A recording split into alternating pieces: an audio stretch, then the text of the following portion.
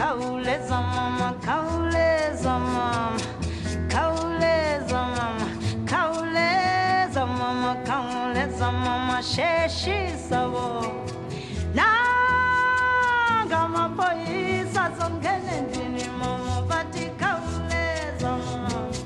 Nanga mapoisa zongene ndini mama, bati sheshi sabo. Jonga, jonga, jonga, yo kauleza mama.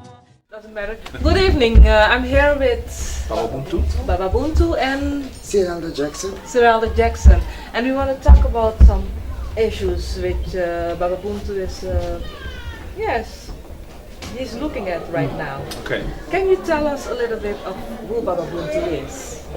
Well, I am an African man who has my whole life really asked a lot of questions around what Africa is, why Africa is so coded, and why Africa is shaped in such a negative light all the time. And at the same time, we are told to express pride around it and take joy in being African. And I've always had a lot of questions around that. I have a Caribbean background myself, but I always knew for a very long time that I would never really want to live my whole life in the West. So in 1993, I went to South Africa, Azania, and that's where I currently stay and work.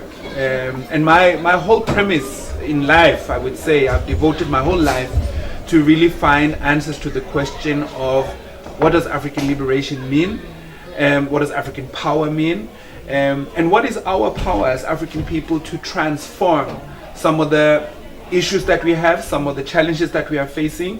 What is our role now, not in future, not some other time, because you know we could point a lot of fingers, governments, economies, things must change, Europeans must stop. Europeans are not going to stop. So my question is more, what are we going to start? So I've tried in my way to help to start a number of projects and interventions around education, around training, around learning, around us really taking back our understanding of self and ourselves. Yes, our own power, let's say. Our own story, our own power, yes. Yes, because if you have your own story, you have your own power. That's so true. And what I understand is that you want to put something in the curriculum.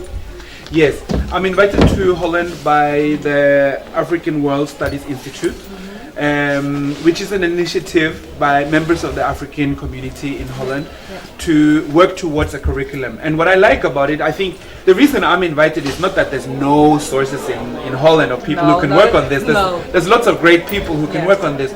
But I think there's also a realization that there is fragmentation. There are certain people who don't want to work with other people. There's the discussion of who's an African. There's the discussion of should you use black or African. All of those things. So I think that the understanding was that maybe it's good to call in somebody who could be seen as a bit neutral and can sit with different groups of the community to listen. So my role is to advise, but before I can advise, I need to listen, I need to hear, I need to find out what African people in Holland their challenges, their concerns, what they want, and then I can help to suggest what a curriculum could look like. Yeah, it's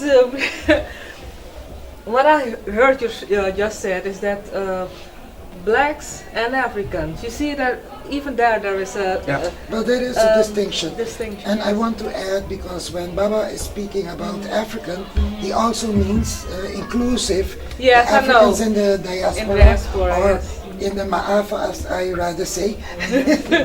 Maafa meaning it's a Swahili word, right? Meaning the undescribable destruction. So all of us are looking for a way in ASI, African World Studies Institute, to develop a curriculum and find a common ground. Yes, and that's what things that are needed for us to be able to raise our kids, to reclaim our story. Yes, but that's something really important that she's saying, because that's what you're working on, I guess, right now. That we don't have something common, something familiar for the whole group. Yeah. Let's say the Chinese, they have something familiar for all of them. Yeah. And of course there are differences, but leave away the differences right now. But there is an overall, a general rule for all We have to learn. People of African European, descent. Oh, yeah. people of other descents. Yes. And that's what we are missing. It's so true. It's so true. And I think it's not so strange that it's missing because, first of all, we are a very diverse people at the same time. It's just that we've been, for simplicity of other people, we have been put into one box, one narrow box, and we all need to be. So I think when some of us protest against being black, which I sometimes can understand, or even African, especially when you don't know so much about what African is, there's a feeling like we are just reduced to this small little narrow category that other people look at and call us black and African. But when we don't really know what that means, and we have never, maybe never even had the chance to really define or choose those terms, they become a bit foreign to us. So I think we should, I always say that I cannot separate black and African. For me, it goes hand in hand, because black is an experience that we have had for a very long time. Have in common the experience, because our skin color means something in this world, whether we like it or not. And being African black, because I understand that other people would say black can also mean other races or other people who are not white. But African blackness or African looks and African phenotype means something very specific. When you walk around with an African look, you are immediately associated with something. You are associated with poverty. You are the face of ugly. You are the face of backwardness. You are the face of so many negative things. So for me, that is an instrumental part of our experience, but it's not the wholeness. And that's why I also want to insist that we also need to use African, because we are the first people on this planet. Yes, we founded civilization. So we come from somewhere. We represent something. We are supposed to walk tall, even if we're facing all these challenges. Yes. Yeah, I understand that, and it is beautiful to see that someone is willing to work on it, and I hope very soon that we will hear so much more about you. But will there be any readings or something that you will? Yes, there will be a number of interventions that I'm doing while I'm here, and I think maybe the one that the bigger one that I'm really looking forward to is one on the 21st of June, which we're going to do at the Mart Studio. Which is going to be about community empowerment, about the role of the African family. A lot of the work that I do in Azania, in South Africa, has a lot to do with, we're not saying that government and production and that is not important. It's very important. But many of us, we keep waiting for a government that is not coming into place. We keep waiting for black politicians that don't really have our issues at heart. So what are we going to do in the meantime? Are we going to sit and wait and just be frustrated? No. I think there's leadership that we need to exercise within our families. What kind of father am I? What kind of husband am I? What kind of partner am I to sisters around me? Am I also contributing to their pain? Am I also putting them down? Am I also calling them names? Am I allowing sisters around me to also disrespect me? Am I allowing my children to grow up in an environment that is very unhealthy for them? I can do something about that. I can claim some power in that situation. And if I don't, I actually see myself as a perpetrator, even if it's not on the same levels as others who are oppressing us. But I cannot just sit and watch and wait. So I think that's what the interventions that I'm going to meet with student leaders. I'm going to meet with leaders. He was helping me because I forget my program. Yes, please. With spiritual leaders, with entrepreneurs, to have a broad scope and input from various groups, scopes, in order to come to like what is needed. So I always have something like one thing important to me, that the government is there to help you when you start something. Say that again. The government is there to help you when you start something. So if you don't start anything, nothing will happen. Nothing will happen. And we as a people, we as a community has to start something. So if that's something we really have to consider. And I don't know if you're looking at it that way also. I agree, but I think for now, I'm not even looking so much at government, because government has confused us a lot. They want to play a certain agenda. And I think it's us to set our agenda first, and then also look at what should governance mean within our community. Who do we allow to represent us? What kind of leader am I in my life? And I think if And we in my start home. there, Yeah. exactly, and I work a lot with young people. In Azania, you won't see me going anywhere without young people, both because I love being with young people because they have a fresh outlook of life, they are impatient, they want change, they don't just accept things because it sounds nice, they want to see practical steps. Yes. So they put me at the edge. If I call myself I'm a teacher, I better be a good one. Yes. So I love that. I love that challenge that young people are bringing. Many of us are scared of young people, or we feel they are too noisy or they are too irrelevant. Oh, no, I young love people, them. Yeah. young people are the future, and we need to serve them. So for me, it's about us reclaiming leadership within our communities as well, and also shaping a new type of leadership in our young people, because young people are asking a lot of questions these days. Yes. Some of us are just quieting them down and then of course they will be on Facebook, of course they will be on Google, of course they will be on YouTube, because we're not answering them. Yeah, that's So if we there is- sit down more with young people, actually it's not true that young people are not interested in conversations and information. No. They are, but we are boring, we are irrelevant sometimes. We want to just tell them what not to do. So why should they sit with us? There's a young guy in South Africa at the moment, Msebo, I guess. He's the one from The student leader university. from Yes. Wits University? Yes. Yes. He's I know him. Yes. I also have it on my Facebook page. Yeah. And I think he's a great leader. Yeah, A really so true. great leader. Yes. Actually, Azania has a lot of great young leaders, and it has a tradition over a long time of young people who grow up and question. I mean, even the uprisings in 1976, which we are soon to commemorate, would never have happened if young people listened to what the adults were telling them to do, because they never told them to go out in the streets and protest. Oh, no. So the thing is, for me, young people also represent that possibility of freedom, that possibility of rebellion, that possibility of a change. So I think my role as a teacher, as a guide, as a father figure, as somebody who, I need to serve young people, not just dictate to them and tell them and shape them. I must be there so they can come into their fullness quicker than some of us who grow into our consciousness maybe when we are 30. That's too late. We need conscious Africans who are 5 years old, 6 years old, 7 years old, who understand what it means to be African. And then what kind of great leaders will they become? Yeah. That's what I'm looking for. What I always I knew, and what I'm always telling people at the moment is that back in the years, it's always the students who are coming up for their rights. Yeah, It's so true. always the students true. who are fighting to have change. But nowadays, you see, everybody's just playing with their phone or doing something different. Part of the As if deception. all of But in it- whose all house of are us- the? In whose houses are they doing that? In whose communities are they doing And that? that's it. So it's also I also want to take some responsibility for that, because if I allow in my house for everyone to sit with their phones, for instance, in our But house, it has become an Pe- endless people fight. cannot sit with their phones, for instance, when we eat. There's a certain code, there's a certain way of respecting each other. There's a time when we just need to sit down and talk and listen to each other. And there will be no phones involved in that conversation. 100%. So it's also about us taking responsibility for that. And I think that's quite important. Yeah. And do you have something you want to tell us about your work?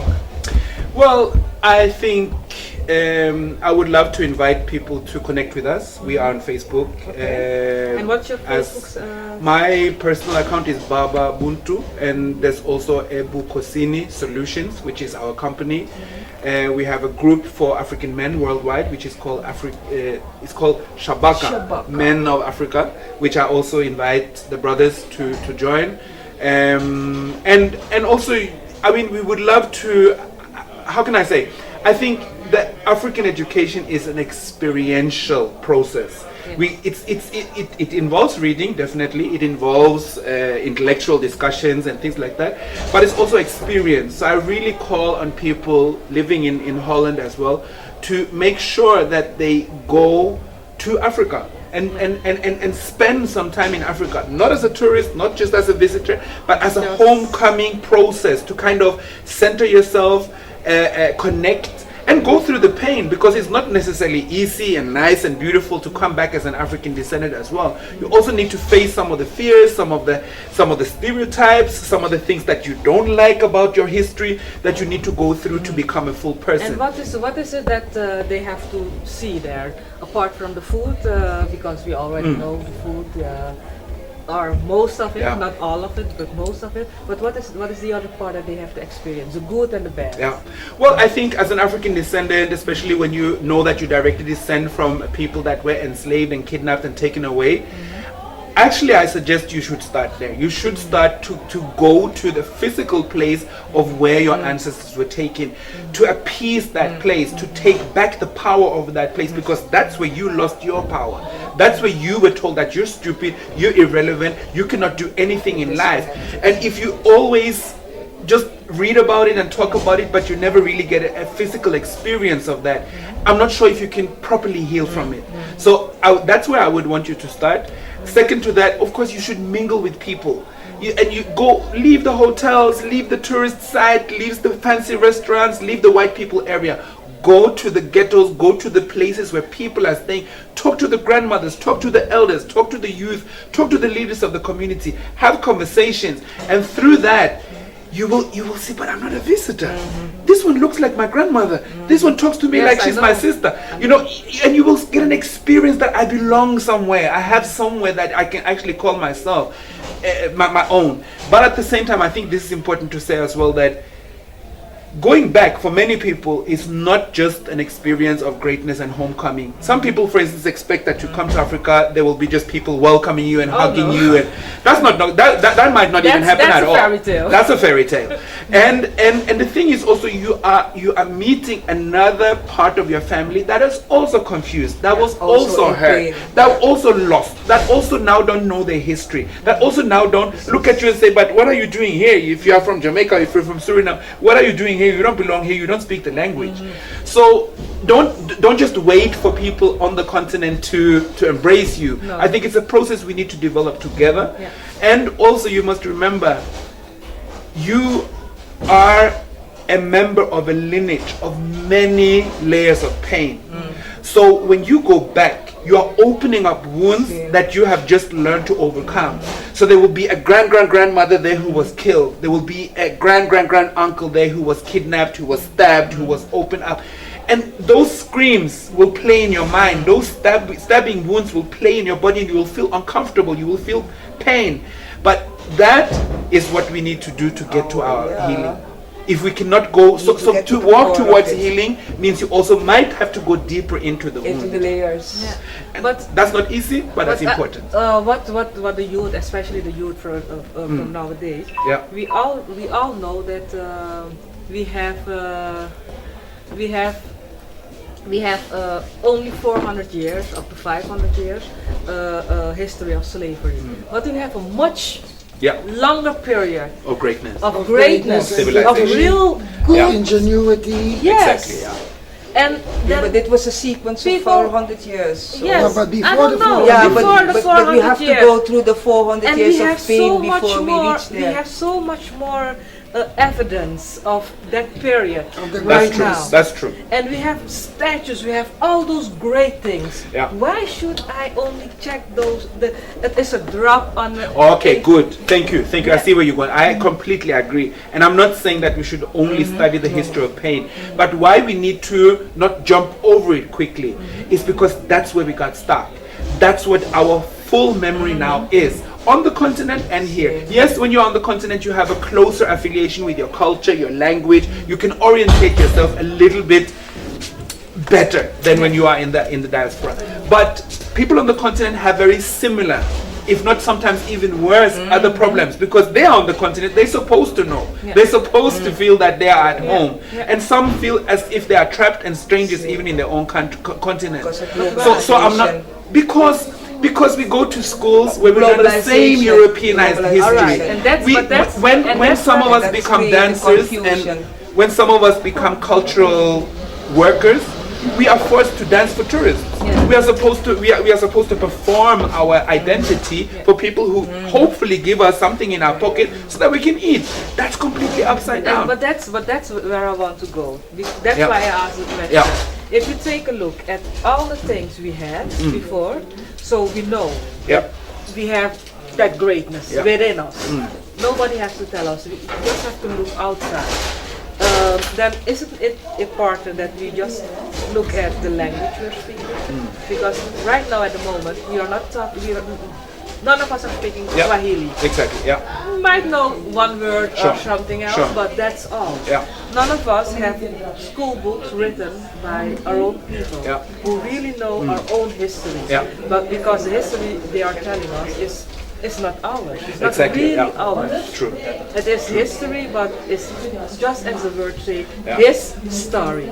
That's And right. Not our story. Yes. And isn't it important that we have to look into that matter Yeah. to see how we can change the education system? And there you are coming to exactly what I'm here to share.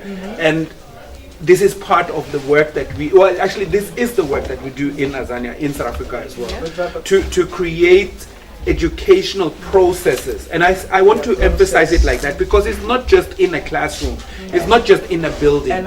It follows you, it must be from morning till evening. Your full day must be an educational journey of learning, of observing, of reflecting, of absorbing new knowledge. Yes, it And should that's be a way of living. That's and right. That's what I'm That's looking right. for. I just, you had a market in front of the building, Yeah. and you had this father and his son. Yeah. And you know, he's helping his son or he's teaching his son how to sell. Yeah. And that's something we really need in so society. true. Entrepreneurial And that skills. away. Yes. Yeah. School took that away. That's true. Our way So of- we need to we had reclaim our it. own way. So that must now be And the school to woman had us. the role to Yeah. pass the man on has a the role, culture and that's to what the I'm missing daughters. right now. School But was it's so perfect what you are school was saying. preserving the tradition Yeah. and the culture. And you, so this is so perfect I because mean, this is what one more. African-centered education is about: to put ourselves in the center of our experience and reclaim from there. And then I need to start with what I can actually do. And like you said, entrepreneurial skills, yes, you can go to a course, yes, you can read a book, but you also need to have a center. So for instance, when you explain the father and the son, it's so important that we don't just go away from our houses to learn. We must learn inside the houses. Yes. And especially now, if we should use internet for something really useful, I think it would be to download a 10-point program that we could discuss as a family and see how do we want to integrate this. What is my role as the father? What is your role as the daughter? And what. So I think the courses that I want to suggest will be challenging a lot of that. What are you doing yourself? What are you doing as a parent? What are you doing as a child? What are you doing with your friends? What are you doing in your free time? Don't just complain about school and work and that you don't have time. You do have a little bit of time. How do you spend it? Are you growing yourself, or are you just chilling? Are you just doing things that actually are not so useful? So I think it's all about reclaiming and insisting that we need to walk towards power. Yeah, I'm 100%. Yes, no, that's really what I'm looking for in real life. Yeah. If you really want to have a real life within our community, I also have something else. I believe in small communities. Yeah. Do you believe in that? Do you think small communities will work better than the big communities? Well, I think that small communities helps us to, if I should say, perfect some of our skills, because I always believe in starting with small steps in everything that I do. I mean, everything that I know about project management, about speaking in front of people, about reading, writing, and communicating, I started in smaller groups. So I think for me, the family is, for me, I cannot stress this enough. For us as African people right now, and I'm talking across the world, I want us really to reshape our family structures. Yeah. We need to have a plan that in 20, 30 years from now, we're going to have stronger families. Families that are more healed. Maybe not completely, but more. Yeah. Because right now we are degenerating. We are falling. We are giving birth to new generations that become less than the previous one. Yeah. We cannot afford that. So we need strong women, we need strong and responsible men, we need children who grow up faster in their mind, not just in terms of their body and what they do with their bodies, but also what they do with their mind. Yes. Their planning abilities, their organizational skills, their ability to work and to see what's happening in their community. Yeah. What I miss in the community, and it's not only in the black community, I think it's worldwide, is that you have so many children coming into the world and there is no plan for them. Yeah, that's so true. The parents don't have Saddest a plan thing. for their children. Yeah. Nothing at all. What do you think? Well, me and my wife, we have opened our house to also be very cognizant of that. I had the experience myself of being an orphan. So I think it's easier for me to understand also what goes through the mind of a child who experiences to not be wanted, not to belong. That child never asked for that. So I think it's unfair when we allow so many children also. And I want us to think about that. It's great to have children. It's great to give birth to children. It's an incredibly beautiful process. But at the same time, we have a lot of children who are already here that need homes, that represent values, that represent strength, that represent our future. And meanwhile, we have decided to try to make sense to some of them, to invite them into our house, to allow our home to be their home, to work together as new. And I think this is what African culture also allows us to do, to look a little bit non-traditionally at family structures. So there's somebody who needs a family for a while, come and stay with us for a while. Like we need to have a little bit of those lenient and opening structures that are relevant to our challenges. Yes, that I understand that, but that's that you help someone else. But when I take a look at having a plan for your children, then I take a look at your own family. Let's say mother, father, children, and even if one of them are missing, doesn't matter. But the center point for me is that we miss a good plan. That's true, and that means that for the upbringing of the that's children. true. But that also means that many young people need some skills of substance, of self, because sometimes now we see young people becoming parents at the time when they are actually practically children themselves, and they I will stop you right there because I have a problem with that one.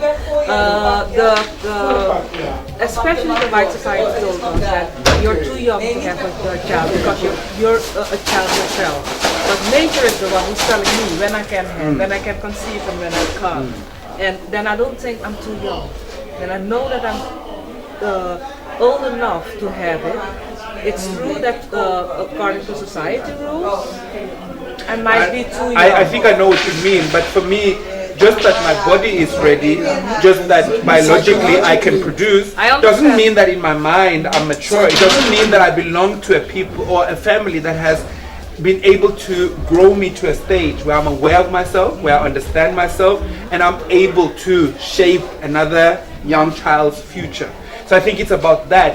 It's about allowing our young people to get to a maturity level, because it's not just about age.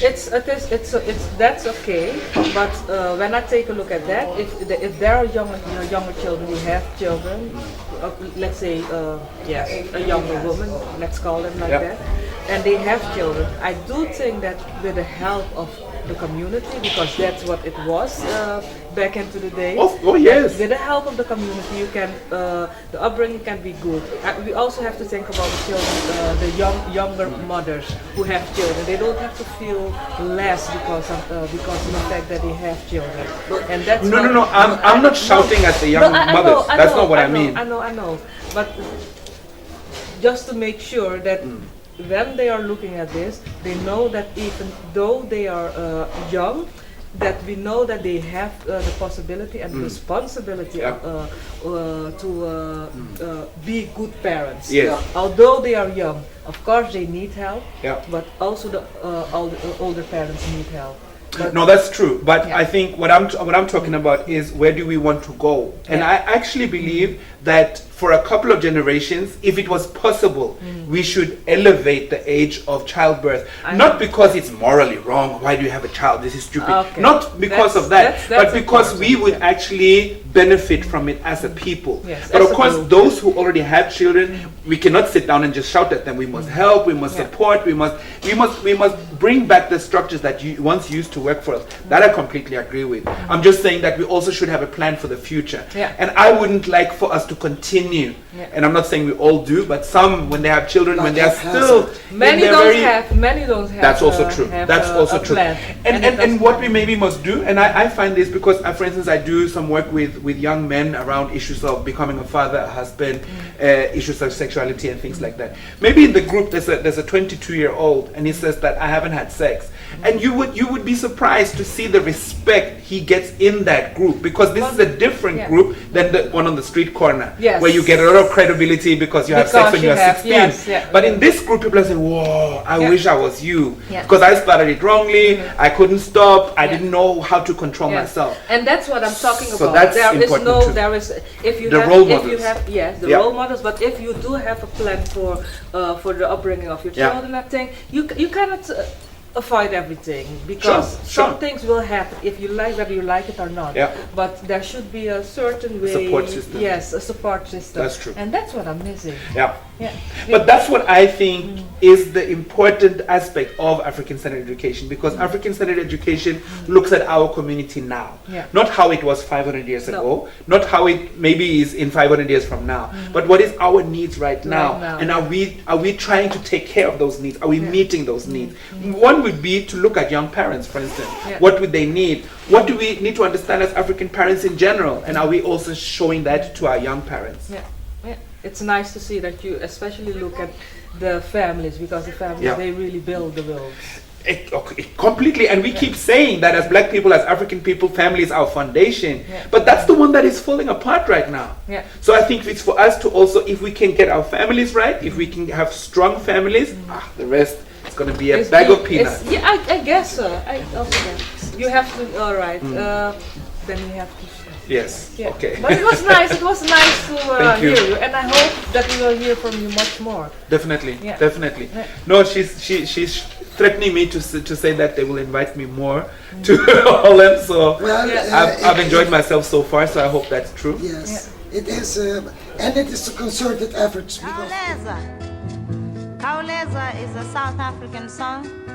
It comes from the townships, locations, reservations, whichever, near the cities of South Africa, where all the black South Africans live. The children shout from the streets as they see police cars coming to raid their homes for one thing or another. They say, Kauleza mama, which simply means, hurry mama, please, please don't let them catch you. Kauleza mama, kauleza mama, kauleza mama, kauleza mama, kauleza mama, sheshi sabo.